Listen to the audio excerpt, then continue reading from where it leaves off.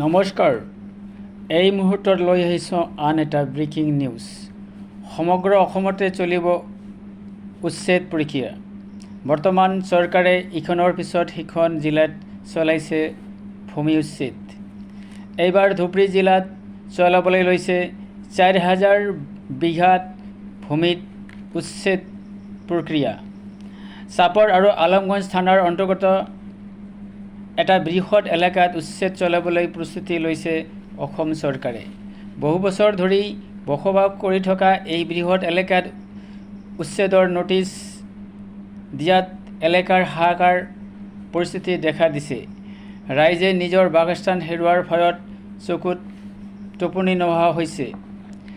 ৪,০০০ বিঘা এলেকাৰ জনসাধাৰণে এই উচ্ছেদৰ বিৰোধিতা কৰি ৰাইজমেলৰ আহ্বান কৰিছে আৰু সভাত হাজাৰ হাজাৰ জনসাধাৰণৰ উপস্থিতি হৈ এই উচ্ছেদৰ বিৰোধিতা কৰিছে।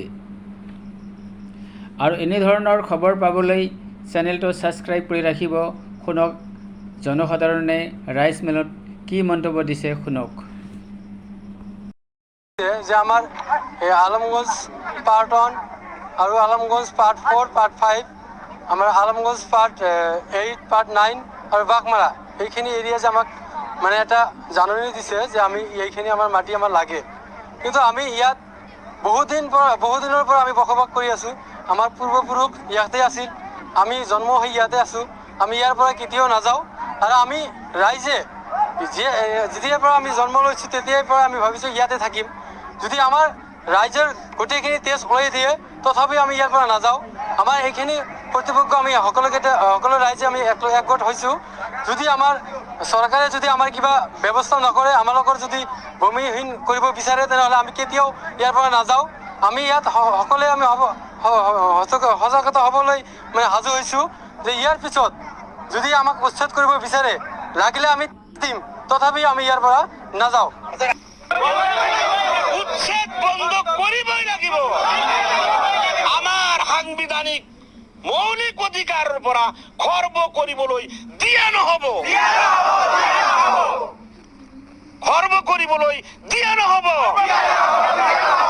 মৌলিক অধিকাৰ খৰ্ব কৰিবলৈ দিয়া নহ'ব। আজি ইয়াত ৰাইজমেল পাতিছে। ইতিমধ্যে পট্টা থকা মানুহ, পৰিয়াল কাছাৰীত থকা মানুহ চবে আজি ইয়াত মিটিঙত আহিছে। তেওঁলোকৰ এটাই দাবী যে আমি মৰিলে মৰি থাকিম, জীয়াই থাকিলে জীয়াই থাকিম, কিন্তু আমাৰ গাত এক বিন্দু তেজ থকালৈকে আমাৰ দেউতাকৰ পিতাকৰ সম্পত্তি, আমি জন্ম লৈছোঁ এই মাটিতে, এই মাটিত আমাৰ জন্ম ঠাই হয়।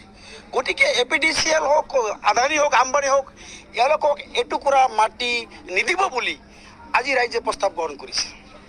আমি ধুবুৰী জিলা কৃষক সংগ্ৰহ সমিতিৰ আমিও দাবী কৰিছোঁ যে এনেকৈ দাদাগিৰি কৰি জিলা উপায়ুক্ত যধে মধে মানুহক বুৰ্বক বনাই মানুহক উচ্ছেদৰ ধুমকি দি আছে। গতিকে এয়া ৰাইজে সিদ্ধান্ত লৈছে যে এটুকুৰা পট্টা মাটি তেওঁলোকে নিদিব। আৰু আমিও কৈছোঁ এইবাৰ ৰংগামাটি অঞ্চলত উচ্ছেদ কৰিবলৈ আহে, ইয়াত যুদ্ধ হ'ব। যেনেকৈ হিমন্ত কৈছে, তেওঁ মাজে মাজে কয় যে হৰে ৰণ হ'ব। আমিও কৈছোঁ এবাৰ সংখ্যালঘু মানুহ জাগিছে যে আমি ইয়াত থাকিছোঁ, ইয়াত বসবাস কৰি আছোঁ, এইটো আমাৰ জন্ম জেগা। আমাক মাটি, আমি লেণ্ডলেছ পিপুল, আমাৰ ভূমি পট্টা আছে, আমাৰ মাটি কাঢ়ি ল'বলৈ DC কোন? এই ৰাইজে সিদ্ধান্ত লৈছে যে এটুকুৰা মাটি আমি নিদিম। আৰু